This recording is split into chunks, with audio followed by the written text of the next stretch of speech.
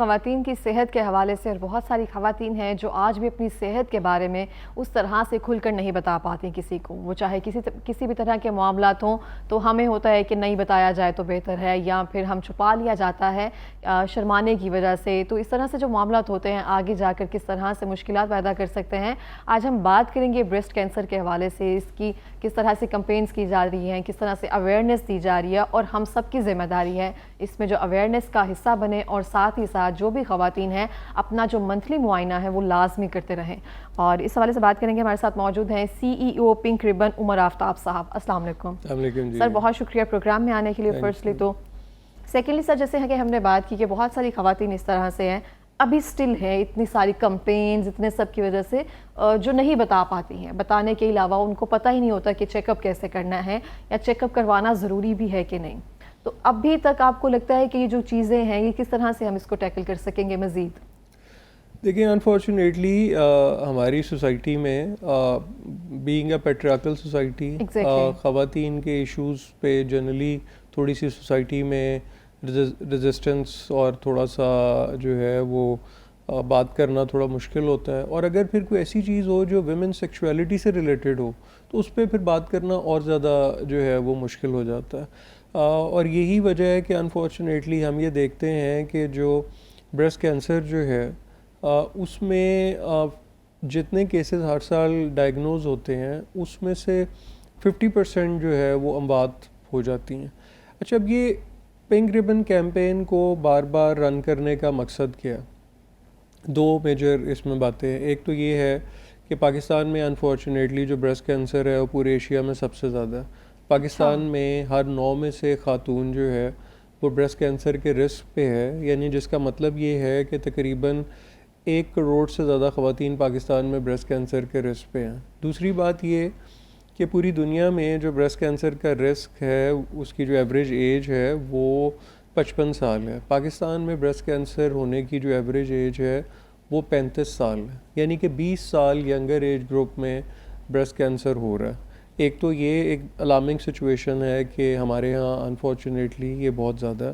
अच्छा, दूसरी बात ये कि ये जितने कैंसर हैं उनमें से वाहिद ऐसा कैंसर है जिसको अर्ली डायग्नोस किया जा सकता है, और अगर इसको अर्ली डायग्नोस कर लिया जाए तो इसमें बचने के चांसेस जो हैं वो 95% से ज़्यादा है। तो इस कैंपेन को बार बार रन करने का मकसद ही ये है कि हम ख़वातीन को ये बताएं कि ब्रेस्ट कैंसर की जो क्या सिम्टम्स होते हैं उसको अर्ली डायग्नोस जो है वो कैसे किया जा सकता है। और मतलब ये कि एक ऐसी चीज़ जिसको कि अगर अर्ली डायग्नोस कर लिया जाए तो जान बचाई जा सकती है। बट हम अभी स्टिल ये देखते हैं कि हमारे यहाँ आपको 70% जो केसेस हैं वो 3rd स्टेज पे रिपोर्ट होते हैं, जो कि एक मतलब फिर एक लेट स्टेज है जहाँ पे कि कैंसर जो है वो जिस्म के दूसरे हिस्सों में भी जो है वो फैल जाता है। सो ये कैंपेन जो रन करने का, अच्छा मतलब थोड़ी सी इसमें एक अनफॉर्चुनेट बात ये है कि हमें पिंक रिबन कैंपेन को तकरीबन अब 22 साल हो गए इसको रन करते, और तकरीबन अब पिछले कोई 13-14 साल से अक्टूबर जो है उसको हम ब्रेस्ट कैंसर अवेयरनेस मंथ के तौर पे सेलिब्रेट करते हैं, और सारा अक्टूबर हम इस पे बहुत सारी अवेयरनेस की चीज़ें करते हैं। लेकिन स्टिल जो चेंज, जो बिहेवियर चेंज हमारी ख़वातीन में आनी चाहिए थी वो अनफॉर्चुनेटली अभी तक जो है वो मतलब क्योंकि देखिए ना, अगर अभी भी 70% केसेस जो है वो 3rd स्टेज पे रिपोर्ट हो, और अगर अभी भी अनफॉर्चुनेटली जितने केसेस डायग्नोज होते हैं साल में उनमें से 50% जो है उनकी अमवात हो रही हैं, तो इसका मतलब है कि फिर जो चेंज आनी चाहिए थी वो नहीं आ सकी। अच्छा, और इसमें मतलब ये कि जो अर्ली डिटेक्शन है उसके लिए जो फर्स्ट स्टेप है वो तो बिल्कुल सिंपल है। फर्स्ट स्टेप ये है कि किसी भी खातून ने महीने में एक दफ़ा अपना सेल्फ एग्जामिनेशन जो है वो करना है, अपना मुआयना खुद करना है। बिल्कुल। उसके लिए मतलब आपको किसी कहीं जाने की ज़रूरत नहीं है। आजकल सब लोग यूट्यूब पे बिल्कुल इस तरह से ट्यूटोरियल मौजूद हैं वहाँ पे। सारी ऐसी जो आप सर्च करें तो आपको बहुत सारी डेमोंस्ट्रेशन की वीडियोस मिल जाती हैं। तो फर्स्ट ठीक हो गया। हम गुफ्तगू का सिलसिला जारी रखते हैं मगर इस ब्रेक के बाद, हमारे साथ रहिए। Welcome back everyone. हम बात कर रहे थे ब्रेस्ट कैंसर अवेयरनेस के हवाले से। हमारे साथ मौजूद हैं उमर आफ्ताब साहब। सर, जैसे कि आपने कहा कि 9 में से एक खातून जो है उसको रिस्क है ब्रेस्ट कैंसर का, इसकी वजह क्या है आपके सर्वे के मुताबिक? कोई सिम्टम्स वगैरह या क्या रीज़न है जो हम इसकी लपेट में आ रहे हैं? देखिए, एक तो ये कि अभी तक वैसे तो ओवरऑल मेडिकल साइंस ने कोई एक ऐसी चीज़ आइडेंटिफाई नहीं की कि ये चीज़ करें तो इससे ब्रेस्ट कैंसर होता है और ये ना करें तो इससे ब्रेस्ट कैंसर नहीं होता। लेकिन ओवरऑल अभी मेडिकल साइंस कम से कम हमें ये बता रही है कि 40% ब्रेस्ट कैंसर का जो रिस्क है उसको कम किया जा सकता है लाइफस्टाइल चेंज के साथ, जिसमें ख़ास तौर पे जो हमारी ईटिंग हैबिट्स हैं वो बहुत इंपॉर्टेंट हैं कि हम जो खुराक का इस्तेमाल कर रहे हैं वो खुराक जो है वो हेल्दी खुराक होनी चाहिए। उसमें जैसे कि हम बहुत ज़्यादा आजकल जंक फूड खा रहे हैं, हम प्रोसेस्ड मीट खा रहे हैं, हम बहुत ज़्यादा फिज़ी ड्रिंक्स का इस्तेमाल कर रहे हैं। तो एक तो खुराक बहुत इंपॉर्टेंट है। दूसरा ये कि फ़िज़िकल एक्टिविटी जो है वो बहुत इंपॉर्टेंट है। फ़िज़िकल एक्टिविटी का मतलब ये नहीं है कि आप सारा दिन काम कर रहे हैं, बल्कि फ़िज़िकल एक्टिविटी का मतलब ये है कि आपने हफ्ते में 5 दिन कम से कम आधा घंटा प्रॉपर, चाहे इंडोर करें आउटडोर करें, बट आपने एक प्रॉपर फिज़िकल एक्टिविटी करनी है। तीसरी चीज़ ये है कि जो हमारी मेंटल हेल्थ है, क्योंकि स्ट्रेस, एंजाइटी और डिप्रेशन, ये सारी चीज़ें जो हैं ये भी हमारे जो इम्यून सिस्टम है उसको वीक करती हैं, और हमारा इम्यून सिस्टम वीक होता है तो हम पे बीमारियाँ असरअंदाज होती हैं। और एक और सबसे ज़्यादा इम्पॉर्टेंट बात वो ये कि हमारा जो स्लीपिंग पैटर्न है, आप ये देखें कि जो अब साइंस ये बताती है कि जो 10 बजे से लेके 2 बजे तक का जो रात का टाइम है उसमें हमारे जिस्म में एक रिपेयर मेंटेनेंस का प्रोसेस अल्लाह मियां ने रखा है कि वो अपने आप को बहुत सारी चीज़ें जो हैं वो जिस्म में रिपेयर होती हैं। अच्छा, अगर हम मतलब सो ही लेट रहे हैं, चाहे हम 2 बजे सो के और 10 घंटे सो लें, बट ये है कि वो जो क्वालिटी स्लीप है और वो जो एक कुदरत का एक प्रोसेस है जिसमें कि हमारी बॉडी को बेहतर होना है, वो हम टाइम जो है वो मिस कर देते। तो एक तो ये कि जो लाइफस्टाइल चेंज ओवरऑल, हम जितना अपनी नेचुरल लाइफ से हट गए हैं उतना ही अनफॉर्चुनेटली आप ये देखें कि सेहत के जो मसाइल हैं ओवरऑल भी, कैंसर पाकिस्तान में ओवरऑल भी 12 से 15% बढ़ रहा है। और ख़ास तौर पे फिर ब्रेस्ट कैंसर में जो बहुत ज़्यादा अर्ली, अब ये जो अर्ली एज में जो ब्रेस्ट कैंसर डायग्नोज हो रहा है उसमें हम ये देख रहे हैं कि उसमें कोई फैमिली हिस्ट्री भी नहीं है। ऐसे नहीं है कि फैमिली में कैंसर था तो उसकी वजह से कैंसर जो है वो डायग्नोज हो गया। तो एक तो ये कि ब्रेस्ट कैंसर के सिम्टम्स पता होने चाहिए।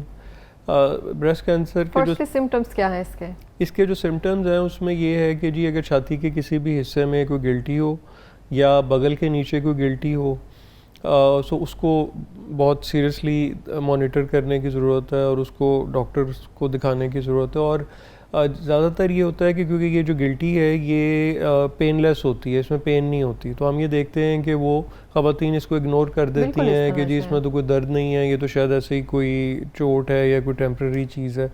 तो गिल्टी जो है वो अगर है तो उसको आपको सीरियसली लेने की ज़रूरत है, उसको आपको जाके अपने डॉक्टर को दिखाने की ज़रूरत है। सेकंड ये है कि 30 ईयर से ऊपर की जो ख़वातीन हैं वो कम से कम साल में एक दफ़ा अपना क्लिनिकल एग्ज़ामिनेशन कराएं, यानी कि डॉक्टर से अपना मुआयना जो है वो करवाएं। और तीसरा स्टेप ये है कि जो 40 साल से ऊपर की जो ख़वातीन हैं वो 2 साल में एक दफ़ा अपना मेमोग्राम कराएं, जो कि एक्सरे है छाती का। अब ये जो 3 स्टेप्स हैं इनसे ये मतलब सेल्फ़ एग्ज़ामिनेशन करना, जो मतलब एक सेल्फ़ एग्ज़ामिनेशन करने से ये है कि आप का कोई भी अगर चेंज है तो आपको फ़ौरन वो ख़ुद पता लगेगा कि देयर इज़ सम चेंज, और अगर कुछ अर्सा वो चेंज कंटिन्यू रहती है तो वो आपको फिर उसको डॉक्टर के पास जो है वो ले जाना चाहिए। अच्छा, बाकी हम ये देखेंगे जो जितने कैंसर हैं वो जिस्म के अंदर ग्रो करते हैं और बहुत लेटर स्टेज पे पता लगते हैं, बट ब्रेस्ट कैंसर के क्योंकि सिम्टम्स सारे एक्सटर्नल हैं और वो हम हेल्पलाइन पे भी जो हमें कॉल्स आती हैं या जो हमें ख़वातीन जो मतलब हम पिंक रिबन ने बाय द वे कैंप्स वगैरह लगते हैं वहाँ पे, जी वहाँ पे भी जो हम देखते हैं उसमें भी ये है कि उनको पता होता है कि ये सिम्टम है, हाँ, कुछ है प्रॉब्लम, कुछ है, लेकिन ये है कि वो उसको सीरियसली जो है वो नहीं लेती हैं और वो ऐसे ही उसको इग्नोर करती हैं। जब ये भी एक जो माइंडसेट है, अब इसमें हम ये देखते हैं कि जो डिनाइल है ना जी ख़वातीन का, वो को 3-4 लेवल पे है। पहला तो ये है कि अगर कोई सिम्टम जो है वो शुरू में आया तो वो उसको डिनाइल में रहना कि नहीं नहीं कोई ऐसी मतलब उसको लेके डॉक्टर के पास ना जाना, पहला डिनाइल तो ये है। फिर हम ये देखते हैं कि अगर डायग्नोज हो जाए कोई ना कोई चीज़ खुदा ना खास्ता, तो फिर एक डिनाइल में रहना कि बहुत अरसा तो वो किसी को बताना ही नहीं, कि घर वालों को भी नहीं बताना, या घर वालों को बता दिया तो घर वालों ने जो है वो ट्रीटमेंट पे ना जाने का डिनाइल। हाँ जी, हम टोटके आजमाते रहते हैं, डिफरेंट डॉक्टर्स ये चीज़ें वगैरह करते रहते हैं, मतलब ऑल्टरनेट मेडिसिन, मतलब बहुत सारी चीज़ें ऐसी जो कि अच्छा। और इसमें जो सब मतलब देखें, टाइम इज़ वेरी इंपॉर्टेंट कि कैंसर में हम इसको अगर खुदा ना खास्ता कैंसर है और हम उसको जितना डिले करेंगे तो वो फिर फैलता जाएगा, और वो फैलता जाएगा तो वो अगर ये अर्ली डायग्नोज हो, फॉर एग्ज़ाम्पल इसकी 4 स्टेजेस हैं, अगर फर्स्ट स्टेज पे डायग्नोज होता है ब्रेस्ट कैंसर तो वो तो मे बी सिर्फ एक सिंपल सर्जरी जो है उससे ट्रीटमेंट जो है वो शायद उतना ही काफ़ी हो। बट अगर जो सेकंड या थर्ड स्टेज पे जो है वो चला जाता है, फिर उसके साथ जो है वो कीमोथेरेपी करानी पड़ती है। अब कीमो जो है ये एक बड़ा पेनफुल प्रोसेस है, ये सुनकर ही कुछ लोग उसके लिए परेशान हो जाते हैं। फिर उसके अलावा अगर और मतलब जैसे फिर रेडिएशन करवानी पड़ती है, तो मतलब ये फिर मतलब है वो अच्छा। और इसमें पॉजिटिव चीज़ मतलब है ये है कि देखें, हम बहुत सारे ऐसे पेशेंट्स के साथ इंटरेक्ट करते हैं जिनका लेट स्टेज पे ब्रेस्ट कैंसर डायग्नोज हुआ, बट उन्होंने प्रॉपर अपना ट्रीटमेंट कराया और वो आज एक नॉर्मल हैप्पी लाइफ जो है वो गुजार रही हैं। हम बहुत सारे ऐसे पेशेंट्स के साथ इंटरेक्ट करते हैं जिनका ब्रेस्ट कैंसर का ट्रीटमेंट हुआ और उसके बाद उनके यहाँ प्रेगनेंसी भी हुई, उन्होंने बच्चों को ब्रेस्ट फीड भी किया। सो ये बहुत सारी मिथ्स एंड मिसकंसेप्शन जो हैं, आई थिंक कि वो अभी भी अनफॉर्चुनेटली एग्जिस्ट करती हैं, और हमें बहरहाल ये बार बार बात करने का मकसद ये है कि हम इन मिथ्स एंड मिसकंसेप्शंस जो हैं इनको दूर करें और ख़वातीन को ये बताएं कि देखिए, इसमें किसी खातून का तो कोई कसूर नहीं है कि मतलब एक बीमारी है, जैसे किसी को भी कोई बीमारी हो सकती है। तो ये पहले तो चले हम कोशिश करें कि हम अर्ली मतलब है प्रिवेंशन अपनी खुराक को बेहतर करें, ताकि कोशिश ये करें कि ये बीमारी से बचा जा सके। लेकिन खुदा ना खास्ता अगर हो जाती है तो अर्ली डिटेक्शन के साथ अब जितनी सर्जरी एडवांस हो गई है, जितनी कीमोथेरेपीज़ एडवांस हो गई हैं, सो मतलब डॉक्टर तो इंटरनेशनली यानी जो रिसर्च हो रही हैं वो ये है कि जी वो कह रहे हैं कि अगले चंद साल में इंशाल्लाह कैंसर के लिए भी इस तरह की ड्रग्स अवेलेबल होंगी, जैसे कि हम शायद नज़ला ज़ुकाम या सर दर्द के लिए कोई दवाई इस्तेमाल करते हैं। मुझे नहीं लगता है कभी ऐसे होगा।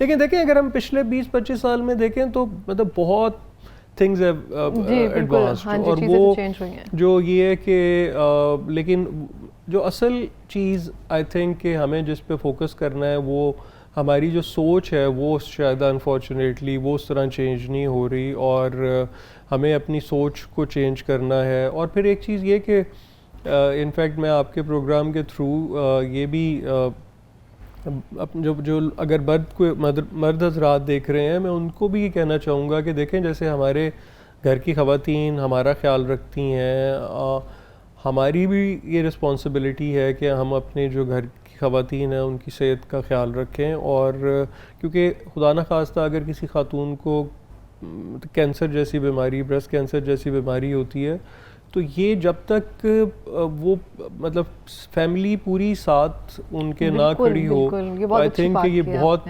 मुश्किल है। क्योंकि इसमें मतलब जो तकलीफ़ है वो तो एक चीज़ है, जो साइकोलॉजिकल ट्रॉमा जो है वो उसके लिए भी पूरी फैमिली को उस पेशेंट के साथ जो है वो खड़े होने की ज़रूरत है।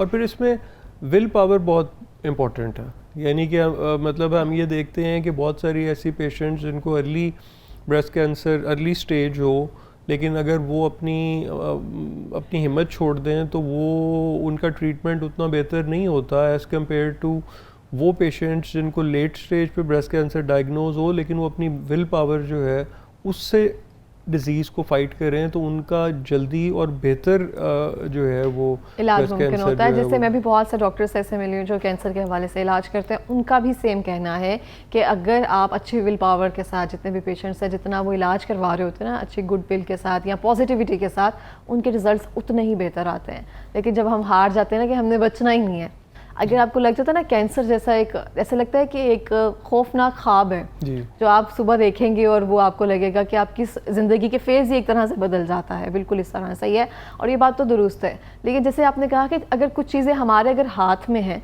तो वो हाथ से निकलने से पहले ही अगर हम उसकी ट्रीटमेंट या सर्वाइवल जो है वो ढूंढ लें तो फिर इन मुश्किलात से या इन जो एक खौफनाक ख्वाब है उससे बचा जा सकता है। जैसे आपने कहा कि लाइफस्टाइल बहुत ज़रूरी है, तो ये चंद चीज़ें हैं जो अपना ली जाएं तो बेहतर हो जाता है। अच्छा, जो फर्स्ट स्टेज पे या फिर कुछ गिल्टियाँ या फिर कुछ इस तरह से ट्यूमर होते हैं वो कैंसरियस नहीं भी होते हैं? अच्छा देखिए, एक तो ये कि दो चीज़ें डिफ्रेंशिएट करने की ज़रूरत है। एक है ब्रेस्ट कैंसर, एक है ब्रेस्ट डिजीज़।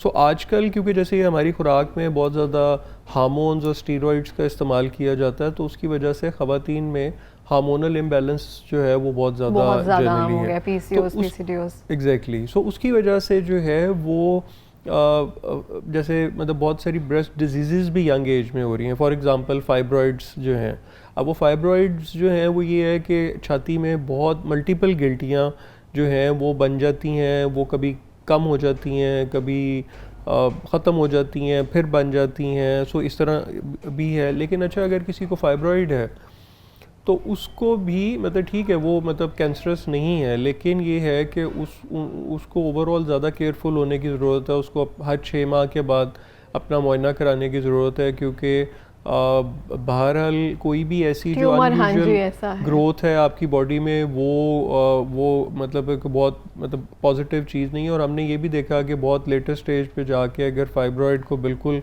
अगर ट्रीट ना किया जाए तो वो कैंसर में कन्वर्ट होने की प्रोबेबिलिटी जो है वो हो सकती है उसमें। तो यस, मतलब बहुत सारी गिल्टियाँ जो हैं वो कैंसरस नहीं भी होती, लेकिन देखें उसके लिए आप मतलब कि ख़ुद आप डिसाइड नहीं कर सकते कि उसके लिए बहरहाल आपको, अगर जैसे किसी को फाइब्रॉइड हैं तो उनको हर 6 महीने के बाद कम से कम अपना ब्रेस्ट अल्ट्रासाउंड जो है वो ज़रूर करवाना चाहिए, और वो उसको फिर कंपेयर करते रहें अल्ट्रासाउंड को कि उसमें प्रीवियस के साथ कि उसमें आया कोई मतलब बेहतरी आ रही है या कोई ख़राबी की तरफ जा रहा है।